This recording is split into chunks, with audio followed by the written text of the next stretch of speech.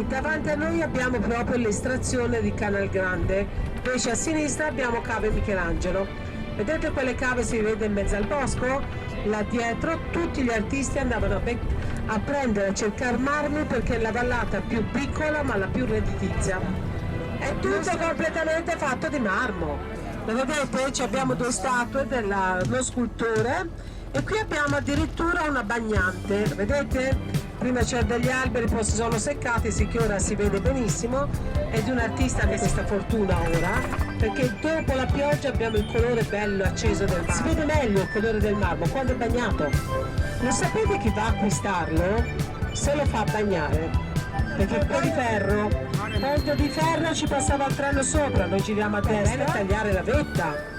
Calma, hanno già fatto delle belle leggi rigide, capiamoci, non avete lasciato nulla al caso, è un caos dove l'acqua è bianca per forza, porta via la polvere che c'era, sarà depositata sui sassi di marmo. Noi non ci si fa mancare niente, presepe di marmo in località Mortarella. E questo segna proprio fino su in vetta. Invece lì a sinistra vedete dei ponti, ci passava la marmifera, il treno, che sembra dipinte. Ecco, i cannonisti salgono da lì.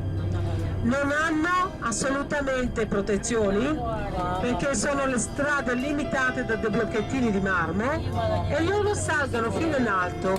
Il camion con il blocco non ce la fa nemmeno a girare. E che cosa si fa? Un pezzo a marcia avanti, un pezzo a marcia avanti. Chilometri in più per niente, a pettinare le bambole, sto scherzando. Siamo andati a vedere una realtà completamente diversa, perché mi sembra giusto completamente diversa. Capite perché Rosoni delle chiese ogni volta verso questo versante, ma guarda l'altro versante, il versante di Miselia, che si chiama così. La canna rossa veniva mangiata subito, altrimenti si rovinava. Il lardo, che è la parte della schiena d'olio, e il sale. Quindi loro li conservavano per 6 mesi e dopo 6 mesi hanno basso l'usaggio di queste, ok? Allora, vediamo che saliamo ancora un po', impressionante, e noi saliamo ancora un pochino, ci fermiamo vicino a un posto dove io prima vi faccio vedere la cava e poi vi spiego le tecniche di estrazione del marmo. Via, Parco Nazionale abbiamo girato Wild con la fiammetta cicogna, sapete l'avventura d'Italia 1? Siamo andati fino lassù in alto. Sì, l'ho portata su con la mia Jeep, infatti sulla mia Jeep c'era scritto Wild, è l'unica puntata che ho visto dopo quella Casa Arancione ci si ferma, è l'unica puntata che ho visto, mi è venuto rabbia, perché eravamo qui a Carrara e parlava d'Africa, ma non sto scherzando, quindi immaginatevi i documentari cosa ci fanno credere. E ora noi ci fermiamo dopo quella Jeep bianca. Ancora non ho parlato delle proprietà delle case perché c'è un sacco di cose, no? Però un 30% sono ancora private. Belle e guidate, ma fate attenzione. Allora, due cose particolari.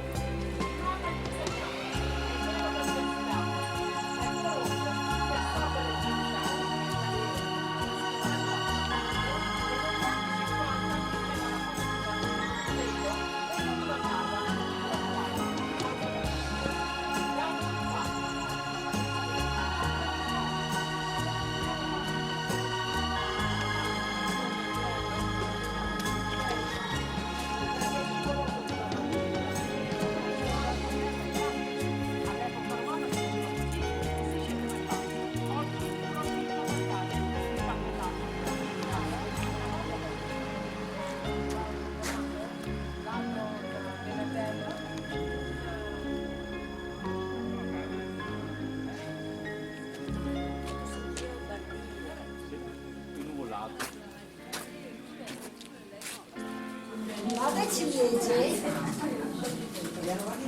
Cosa fanno? Hanno tutti gli anni. Oltre le dolcezze della Risba e le tenerezze di Zanzibar c'era questa strada.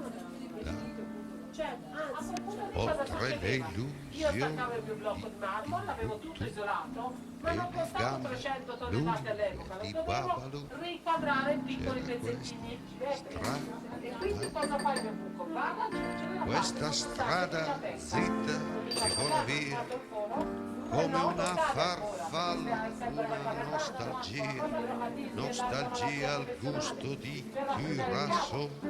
Forse un giorno meglio mi spiegherò. A basso costo, sai quello da spalmare sul pane? O la danette, la danos, i Kinder fetta al latte con 30% di cancioncini. Il marmo di Carrara, per esempio, c'è chi compra le lastre, piatti, bicchieri con calacata, cioè sono quelle cose un po'. La settimana deve tornare a casa, lei aveva incontrato degli amici lì in Africa, di cui uno molto particolare. Lei gli dice: dimmi il tuo nome, almeno il nome me lo devi dire. E lui dice: no, perché se te lo dico comincia a ridere. Mi fa: no, stai tranquillo.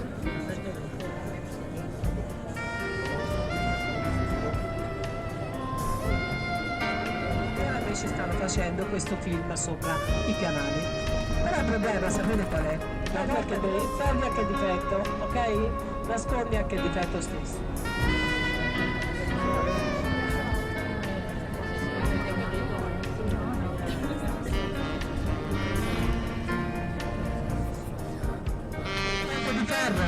Questa è la zona di Pezzala, dove passavano i carri, fino a 5 anni fa i camion passavano la dama, tutte queste cose, e questa è la cosiddetta carriola, la via dei carri.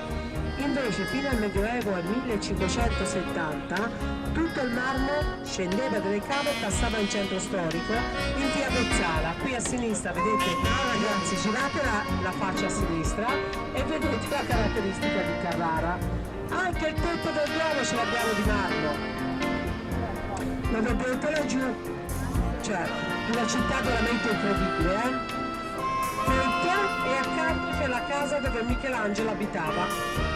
Lì accanto lì al Duomo, proprio di fianco.